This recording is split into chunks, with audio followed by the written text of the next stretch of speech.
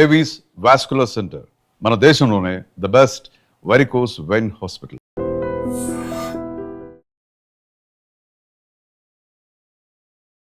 Ladies and gentlemen, welcome to I Dream Media. నేను ప్రియదర్శన్. నాతో పాటు ఎవరున్నారంటే, బేసిక్గా మనకు వచ్చే ప్రతి అనారోగ్య సమస్యకి ప్రకృతిలోనే పరిష్కారాలు దొరుకుతూ ఉంటాయి. వాటిని ఈరోజు కొన్ని సమస్యలకి మనం పరిష్కారాలు వెతుకుదాం. నాతో పాటు ఉన్నారు traditional healer, herbalist B Anjaneya Raju గారు. మాట్లాడదాం.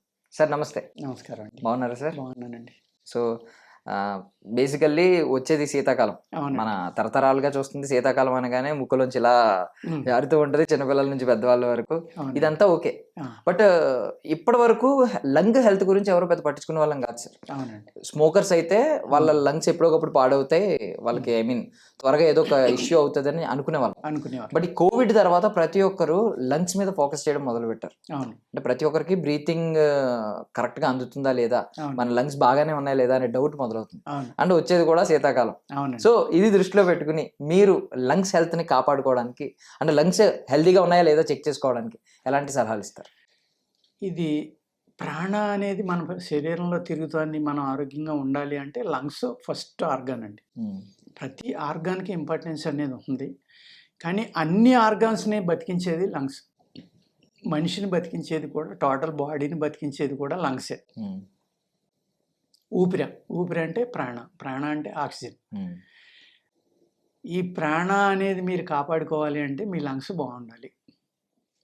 ఈ ప్రాణ అనేది బాగుండి మీ లంగ్స్ కనుక ఆక్సిజన్ని అబ్జర్వ్ చేసుకుని బ్లడ్లో మిక్స్ చేసినాయి అనుకోండి, ఆ బ్లడ్ ద్వారా మీ శరీరం అంతా ప్రతి నరనరానికి ఆక్సిజన్ ఎలా అందుతుంది అనుకోండి, మీకు అనారోగ్యం రాదండి. కొన్ని కోట్ల నరాలు మీ శరీరంలో ఉంటాయి. అన్ని కోట్ల నరాలకి ఆక్సిజన్ వెళ్ళినప్పుడే మీరు ఆరోగ్యంగా ఉంటారు. ఎక్కడికి ఆక్సిజన్ అందట్లేదు అక్కడ సెల్స్కి ఆక్సిజన్ సరిపోక ఆ సెల్స్ అన్నీ చనిపోవడం వల్ల, అక్కడ మళ్ళీ కొత్త సెల్స్ పుట్టకపోవడం వల్ల, ఆ సెల్స్ బయటికి వెళ్ళకపోవడం వల్ల మీకు అనారోగ్యం అనేది మొదలవుతుంది. ఇన్ని కారణాలని న్యూట్రల్ చేసి హిమాలయ యోగులు ఉన్నారండి, వాళ్ళు శ్వాసను కంట్రోల్ చేసేస్తారు. హిమాలయ యోగులు కానీ సాధన చేసి గొప్ప గొప్ప సాధకులు కానీ చెప్పేది ఏంటంటే, మనిషి పుట్టగానే ఇన్ని శ్వాసలని లెక్క, అన్ని శ్వాసలు అయ్యాక చనిపోతాడు. అలాగే ఇంత ఆహారం అని లెక్క, ఆహారం అవగానే చనిపోతాడు. వీరబ్రహ్మం గారి పుస్తకంలో అయితే ఈ శ్వాసను హంస అంటారు. ఆయన హంస ఎగిరిపోయిందని ఏలకోలం ఆడతారు చూడండి. విలేజ్లో ఎవరైనా పోతే హంస ఎగిరిపోయింది ఆడి పోయాడంట, గాలిపోయింది ఆడికి అంటారు. గాలిపోయింది అంటే చనిపోయినట్టు. ఆ గాలికి అంత గొప్పతనం ఎందుకు ఇచ్చారండి అంటే, శ్వాసే మనిషిని బతికించేది. మీకు హిమోగ్లోబిన్ డాక్టర్ గారు 10 లోపు ఉండకూడదని చెప్పారు, ఒక 6 ఉంది, కానీ మీరు చనిపోరు. 6 కూడా దేని మీద ఆధారపడి ఉంది? ఆక్సిజన్ మీద ఆధారపడి ఉంది. అలాగే మీ బ్రెయిన్కి ఆక్సిజన్ సరిపడి అందలేదు అనుకోండి, వెంటనే బ్రెయిన్ డెడ్ అయింది అనుకోండి, మీ బాడీలో బ్లడ్ ఉన్నా, హిమోగ్లోబిన్ ఉన్నా, ప్లేట్లెట్లు ఉన్నా, ఎన్ని ఉన్నా కానీ ఉపయోగం లేదు. ఎందుకంటే ఇది పోయింది, ఇంక మీ బాడీకి వాల్యూ లేదు. అంటే ఆక్సిజన్ తగ్గిపోవడం వల్ల ఇంత ప్రమాదం జరుగుతుంది అనమాట. ఈ ఆక్సిజన్ బాగా అందాలి శరీరానికంటే లంగ్స్ బాగా పనిచేయాలండి. కరోనా వచ్చాక ఏమైందండి, కరోనా లంగ్స్కే వస్తుంది కాబట్టి లంగ్స్ జబ్బు అనేది రావడం వల్లే కరోనా చనిపోవడం జరుగుతుంది. కాబట్టి ఈ కరోనా అనేది రూపాంతరం చెంది అనేక రూపాలుగా ఇప్పటికే ఉందండి నా లెక్క అయితే. ఇప్పుడు లాస్ట్ ఇయర్ ఫీవర్కి వచ్చింది, ఒక రకమైన ఫీవర్ చాలామందికి వచ్చింది. ఆ ఫీవర్ వచ్చాక 6 నెలల దాకా ఫ్రీగా నడవలేకపోయారు.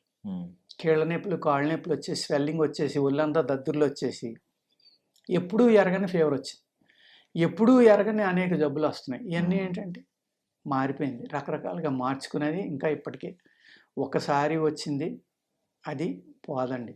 ప్రకృతిలో గాలిలో వచ్చిన వైరస్ అది రకరకాల రూపాంతరం చెంది ఏదో రకంగా ఇబ్బంది పెడతానే ఉంటుంది. కాకపోతే ఏంటంటే ఉండే కొలది మన బాడీలో కూడా దాన్ని ఎదుర్కొనే ఇమ్యూనిటీ అనేది పెరగటం వల్ల దాని ప్రభావం అంతగా ఉండకపోవచ్చు, చావు అనేది జరగకపోవచ్చు, కానీ ఏదో రూపంలో మనల్ని ఇబ్బంది పెడతాను. దాని నుంచి మనల్ని మనం కాపాడుకోవాలంటే ఏం చేయాలండి? రాబోయేది చలికాలం. చలి అనేది చలి ప్రాంతంలో ఉన్నవాళ్ళకి ఇబ్బంది పెట్టదు, కానీ వేడి ప్రాంతంలో ఉన్న వాళ్ళకి చలి వల్ల లంగ్స్ వీక్ అవుతాయి. లంగ్స్కి అనేక వ్యాధులు రావడానికి కారణం ఈ కూల్ డ్రింక్స్, అంటే చల్లని ఆహారం మనం తీసుకోవడం, ఫ్రిడ్జ్లు అనేది రావడం, మనం అన్నీ కూడా పట్టుకొచ్చి ఆ ఫ్రిడ్జ్లో దోసేయడం, మిగిలిందల్లా పాడేయాలి. లేకపోతే పల్లెటూరులో ఎలా ఉండేది, ఎవరో ఒకరు ఉండేవారు, ఆహారం మిగిలిపోతే వాళ్ళకి పెడితే వాళ్ళు ప్రేమగా తినేవారు, వీళ్ళు ప్రేమగా పెట్టేవారు, సరిపోతే మళ్ళీ వండి కూడా పెట్టేవారు. ఆ సిస్టమ్ పోయింది. మనం ఏం చేస్తున్నాం, దోసకు తినడం అలవాటు అయిపోయింది. దొరికిందల్లా ఫ్రిడ్జ్లో కూరేసి ఇవాళ వండింది 10 రోజుల తర్వాత కూడా తింటున్నాం. ఒకసారి వండిన అన్నాన్ని, అంటే రైస్కి సంబంధించింది ఏదైనా సరే, మళ్ళీ రెండోసారి వేడి చేయడం అనేది విషంతో సమానం. అదే తింటున్నాం మనం. 2 సార్లు కదా, 5 సార్లు వేడి చేసి తింటున్నాం. మళ్ళీ ఆ ఫ్రిడ్జ్లో లక్షల కొద్ది బ్యాక్టీరియాలు ఉంటాయి, రకరకాల బ్యాక్టీరియాలు అని చెప్తున్నారు డాక్టర్లు, సైంటిస్టులు, అయినా మనం విన్నాం. పూర్వకాలం చక్కగా కుండలో నీళ్లు పోసి ఆ కుండ ఇసుక మీద పెట్టి ఈ కూరలు కూడా ఆ కుండ చుట్టూరు పేర్చుకునేవారు. న్యాచురల్ ఫ్రిడ్జ్ అనమాట అది. ఆ కూరలు గమ్మని చెడిపోయి కదండి. ప్లస్ వాటికి స్ట్రెంగ్త్ ఎక్కువ ఉండేది, ఎందుకంటే మనం గో ఆధారిత వ్యవసాయం, పశువుల నుంచి వచ్చిన ఎరువులు, పెంటలు, మూత్రం, ఆ కుళ్ళిపోయిన గడ్డి ఇలాంటివి వేసే పండించేవాళ్ళు. కెమికల్స్ ఏమి లేవు కాబట్టి ఆ కాయ మీకు నెల ఉన్నా నిల్వ ఉండేది, వారం ఉన్నా నిల్వ ఉండేది. కూరగాయ కూడా 10 రోజుల దాకా కుళ్ళిపోయేది కదా, వడిలేదు. కానీ ఇప్పుడు 2వ రోజు కుళ్ళిపోతుంది. అందుకు ఈ లంగ్స్ అనేది ఏసీలోకి వెళ్ళడం వల్ల మ్యాక్సిమం చెడిపోయింది. ఇప్పుడు మనం ఎలా బతుకుతున్నాం, ఆఫీస్ ఏసీ, కారు ఏసీ, ఇల్లు ఏసీ. శీతాకాలం వచ్చినా కూడా నిద్ర పట్టట్లేదు ఏసీ వేసుకోకపోతే. ఎందుకు అలా అయిపోయింది అంటే మనకి అలవాటు పడిపోయాం శారీరకంగా, మానసికంగా. ఆ ఏసీ ఎప్పుడైతే ఉందో అందులోంచి వచ్చే బ్యాక్టీరియా కూడా అనేక రకాలు ఉంటుంది. కూలర్స్ నుంచి ఇవన్నీ వెళ్ళేది ఎక్కడికండి, లంగ్స్ దగ్గరికి. ఎప్పుడైతే లంగ్స్ వీక్ అయినాయో మీకు అనేక రకాల వ్యాధులు రావడానికి అవకాశం. హిమాలయ యోగులు మనం ఒక రోజుకి 21,600 సార్లు శ్వాస తీసుకుని వదులుతాం. 4 సెకండ్లు కోటి. వాళ్ళు ఏం చేస్తారు, దాన్ని 4 సెకండ్ది 44 సెకండ్లకి, 88కి, అలాగే 21,600, 21,000 ఆపేసి ఓన్లీ 600 తీసుకునే వాళ్ళు కూడా ఉన్నారు. అప్పుడు ఈ శ్వాస దాచుకోవడం వల్ల లైఫ్ స్పాన్ పెరిగిపోతుందని చెప్తారు వాళ్ళు. అలాగా 300, 500, 800, 900 ఏళ్ళు బతుకున్న వాళ్ళు కూడా ఉన్నారు. ఈ మధ్యకాలంలో అయితే అనేక మంది ఇప్పుడు టీవీలో కూడా చెప్తున్నారు. ఎవరు ఇక్కడ ఉండేవారు, ఎక్కడ కాశీలో నాగసాధువులు వాళ్ళు, ఇప్పుడు దేవరహ బాబా అని, ఇప్పుడు మన అలహాబాద్ కుంభమేళ జరిగిందండి, అక్కడ దేవరహ బాబా అని ఒక ఆయన ఉండేవారు. ఆయన 7 అడుగులు హైట్. ఆయన ఒక 10 అడుగులు 8 అడుగులు హైట్లో ఒక అరప మీద ఉండేవారు. ఆయన ఆహారం ఎప్పుడు తీసుకున్నట్టుగా ఎవరో చూడాల. ఆయన 350 సంవత్సరాలని చెప్తారు. ఆయనకి కాలం చేశారనుకోండి, లేరు ఇప్పుడు. ఇందిరాగాంధీ కాడి నుంచి ప్రెసిడెంట్లు, ప్రైమ్ మినిస్టర్లు అందరూ వచ్చి ఆయన దీవెన కోసం వస్తే అరప మీద కాలెట్టి ఇలా నెత్తిమే పెట్టేవారు ఆయన. అదే దీవెన. ఇందిరాగాంధీకి ఇలా అరిచే పెట్టారు. ఆ అరిచేనే ఇందిరా కాంగ్రెస్ గుర్తు కింద పెట్టుకుని ఆవిడ అన్ని ఏళ్ళు పాలించింది.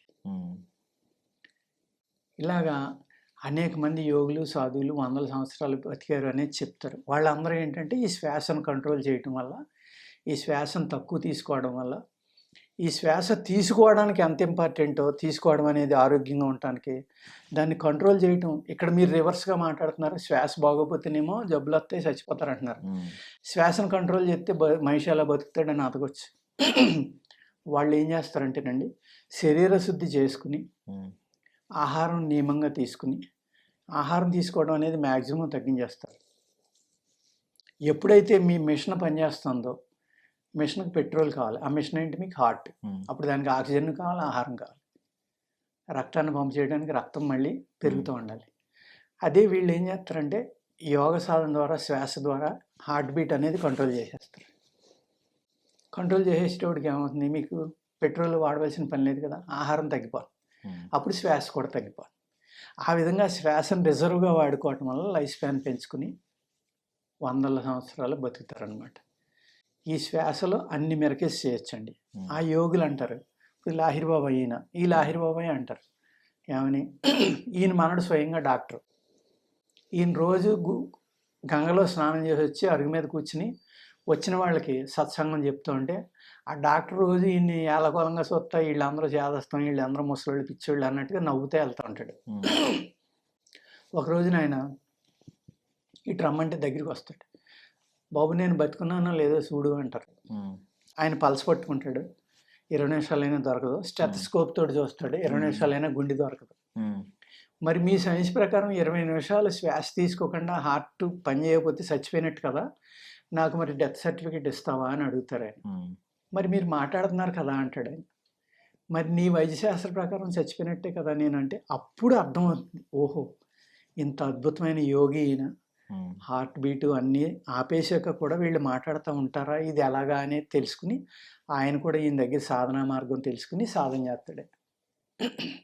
అంటే లంగ్స్ ద్వారా మనిషి కావాలంటే 100 సంవత్సరాలు బతకొచ్చు. ఆ లంగ్స్ని చేసుకుని ఆ లంగ్స్ని కంట్రోల్ చేసి శ్వాసను కంట్రోల్ చేస్తే కనుక మీరు యోగులు ఋషుల దగ్గరికి వెళ్ళి బీపీ చూశారనుకోండి ఒక 10, 20, 30 ఇలా. మరి మోడర్న్ వైద్యశాస్త్ర ప్రకారం చనిపోవాలి కదా వాళ్ళు, చాలా ఆరోగ్యంగా ఉంటారు. బిఫోర్ లాస్ట్ ఇయర్ ఒక 3-4 ఇయర్స్ బ్యాక్ ఒక ఆయన ఇలాగే నాకు ఆహారం ఒక్కలేదు ఎన్నేళ్ళైనా బతుకుంటాను నేనని ఒక ఆయన చెప్తే మన డిఫెన్స్ వాళ్ళే, ఆయన పేరు మర్చిపోయాను నేను, డిఫెన్స్ వాళ్ళు ఒక రూమ్లో తలుపులేసి ఆయన్ని పెట్టి ఆహారం నీరు ఇవ్వకుండా ఆయన ఓన్లీ సాధన చేసుకునేవాడు హ్యాపీగా. 2 నెలలు 3 నెలలు చూసినా ఆయన నీళ్లు తాగలేదు, ఆహారం తినలేదు. ఆయన అన్ని టెస్టులు బాగున్నాయి, ఆరోగ్యంగా ఉన్నాడు. ఆయన నా వయసు 3 అమలేళ్ళు అని చెప్పాడు. ఇలా మోడర్న్ సైన్స్కి అందనివి అనేక రహస్యాలు ఉన్నాయండి. ఇవన్నీ కూడా హిమాలయ యోగులు అందరూ చెప్పేది ఏంటంటే ఊపిరి మీదే ఆధారపడి ఉంది. అందుకనే అందరూ ఎవరు చెప్పినా ప్రాణాయామం ప్రాణాయామం ప్రాణాయామం, శ్వాస మీద ధ్యాస పత్రిజీ చెప్పేవారు. అంటే శ్వాసకి లంగ్స్ అంత ఇంపార్టెంట్ అయిన అవయవాలు మన శరీరంలో, వాటిని ఇప్పుడు ఆరోగ్యంగా ఉంచుకోవాలంటే ఏం చేయాలి, ఈ శీతాకాలం వచ్చేసరికి ఈ చలి నుంచి మన శరీరం బయటికి రావాలి అంటే వేడి పెరగాలి, లోపల ఇంటర్నల్గా శక్తి హీటు పెరగాలంటే సేమ్ మళ్ళీ వేడి చేసి మన ఆయుర్వేదంలో అనేక రకాలు ఉన్నాయండి. తేనె, అల్లం రసం, తులసి రసం ఇలాంటివి కలుపుకుని కనుక తాగితే చిన్నపిల్లలకు కూడా కొన్ని డ్రాపులు వేస్తే ఆ శ్లాష్మం అంతా దిగిపోయి చక్కగా, ఈ శ్లాష్మం అనేది దిగిపోయి మనకి రొంప కానీ దగ్గు కానీ రాకుండా ఉండాలి. ఈ కఫం పెరగకూడదంటే ఏం చేసేవారు అండి, పూర్వం ఆముదం ఇచ్చేవారు. ఆముదం ఇచ్చేసరికి ఏమవుతుంది, మొత్తం స్టమక్ క్లీన్ అయిపోవడం వల్ల ఈ కఫం గిఫం అన్నీ బయటకు పోయి, ఆముదం అనేది యాంటీబయాటిక్ అండి, antiviral, anti fungal, anti bacterial, pain killer, ఇన్ని రకాలుగా పనిచేస్తుంది. Plus lubricant. అందుకు చక్కగా సీజన్ మారినప్పుడల్లా ఆముదం ఇచ్చేవారు. ఆముదం తాగటం వల్ల ఆరోగ్యంగా ఉండేవారు. స్టమక్ ఎప్పుడైతే శుద్ధి అయిందో, ఈ శ్లాష్మం అంతా పోయిందో అప్పుడు లంగ్స్ చక్కగా పనిచేసింది. లంగ్స్ ఆరోగ్యంగా ఉండేవి. లంగ్స్ ఆరోగ్యంగా ఉండటం వల్ల వాళ్ళు బలంగా కూడా ఉండేవారు. Thank you sir, thank you so much.